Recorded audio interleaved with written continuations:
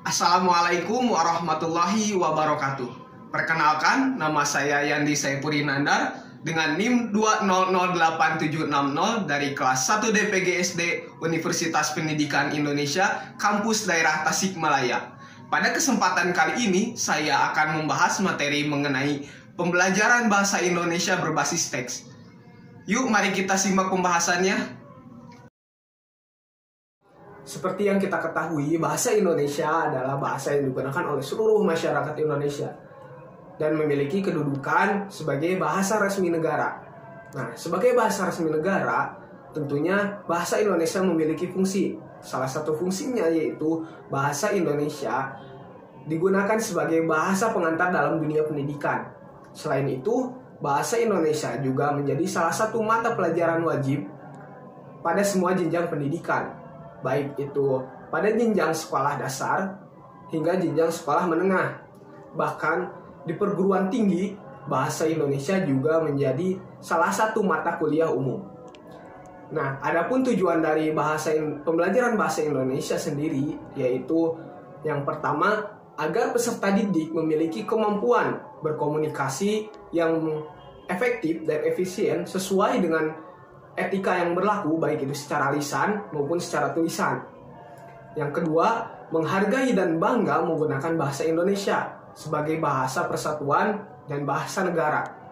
Yang ketiga, memahami bahasa Indonesia dengan tepat dan kreatif untuk berbagai tujuan. Yang keempat, menggunakan bahasa Indonesia untuk meningkatkan kemampuan intelektual serta kematangan emosional dan sosial. Yang kelima, menikmati dan memanfaatkan karya sastra untuk memperluas wawasan dan budi pekerti. Yang keenam, meningkatkan pengetahuan dan kemampuan berbahasa. Yang ketujuh dan yang terakhir yaitu menghargai dan membanggakan sastra Indonesia sebagai khazanah budaya dan intelektual manusia Indonesia.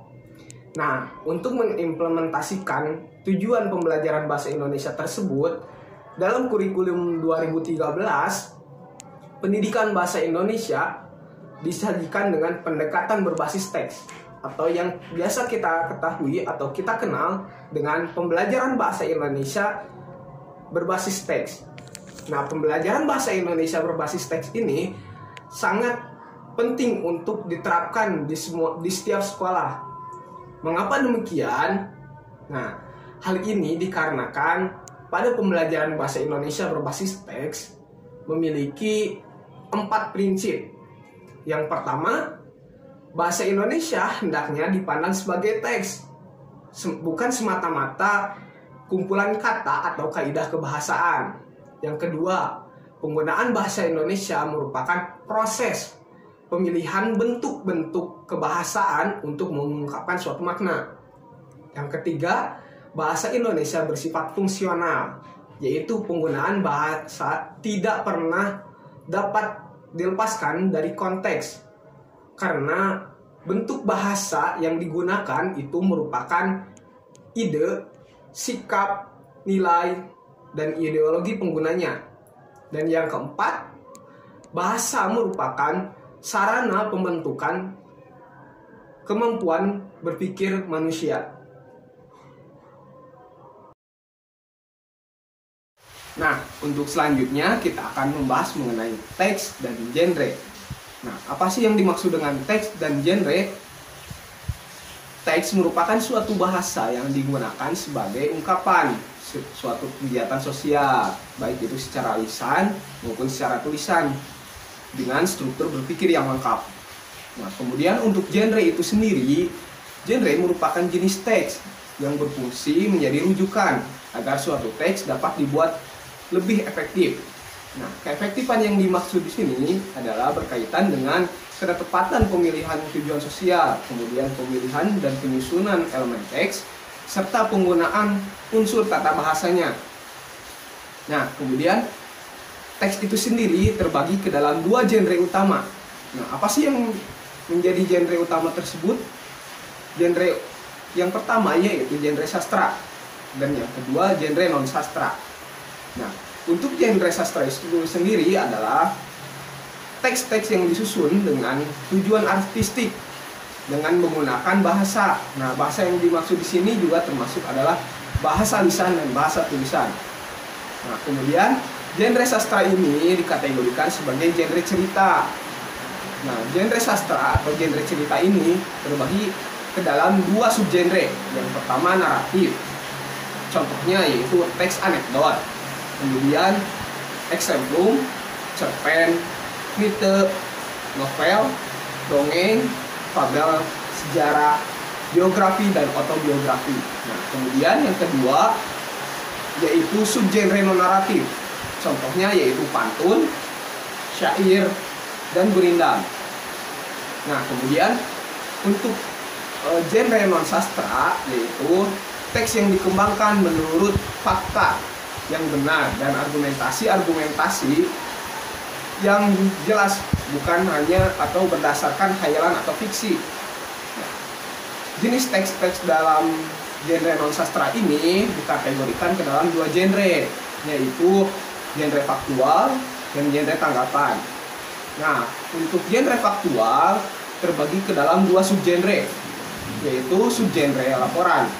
Contohnya yaitu teks deskripsi, kemudian laporan informatif, skripsi, tesis, laporan hasil penelitian, dan berita.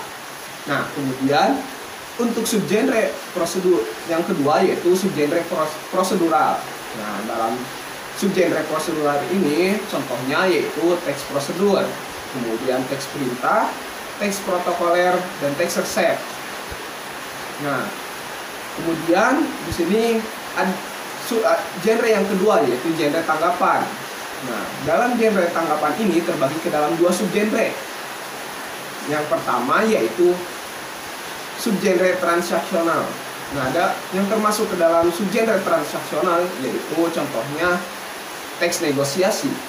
Yang kedua proposal, kemudian ekspositori, dan yang terakhir yaitu debat. Nah, kemudian yang kedua yaitu subgenre ekspositori.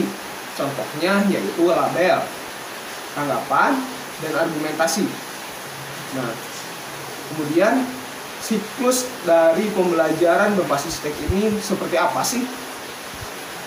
Nah, untuk siklus pembelajaran berbasis teks ini terdapat 4 tahapan.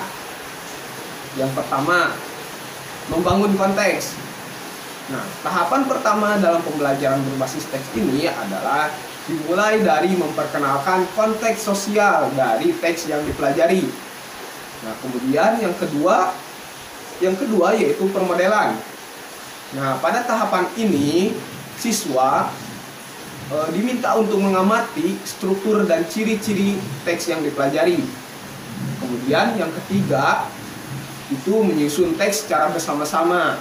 Nah, dalam tahap ini siswa sudah mulai mengenal apa itu teks, dan pada tahap ini kegiatan yang dapat dilakukan dalam pembelajaran berbasis teks yaitu yang pertama, siswa diminta untuk mengamati jenis dari teks yang dipelajari, kemudian melakukan pengisian dari teks-teks yang rumpang, kemudian melengkapi atau membuat kerangka teks, dan yang terakhir yaitu bermain teka-teki, yaitu berdasarkan teks tersebut. Nah, kemudian yang keempat yaitu menyusun teks secara mandiri. Nah, tahap yang keempat ini adalah tahap yang terakhir. Tentunya setelah melewati dari 3 tahap yang tadi, yaitu membangun konteks, kemudian permodelan, dan yang ketiga membangun atau menyusun teks secara bersama-sama. Nah, dalam 3 tahapan tersebut tentunya siswa sudah memahami apa itu teks, dan pada tahap yang keempat ini siswa sudah mampu atau sudah harus bisa membuat teks secara mandiri, dan di sini peran guru hanya sebagai mengamati atau hanya mengamati dari kerja siswa tersebut sebagai bahan penilaian. Nah, sekian pembahasan materi pembelajaran bahasa Indonesia berbasis teks dari saya. Mudah-mudahan apa yang saya sampaikan dapat bermanfaat untuk kalian semua. Terima kasih sudah menyaksikan dan mendengarkan apa yang saya paparkan. Wabillahi taufiq wal hidayah. Wassalamualaikum warahmatullahi wabarakatuh.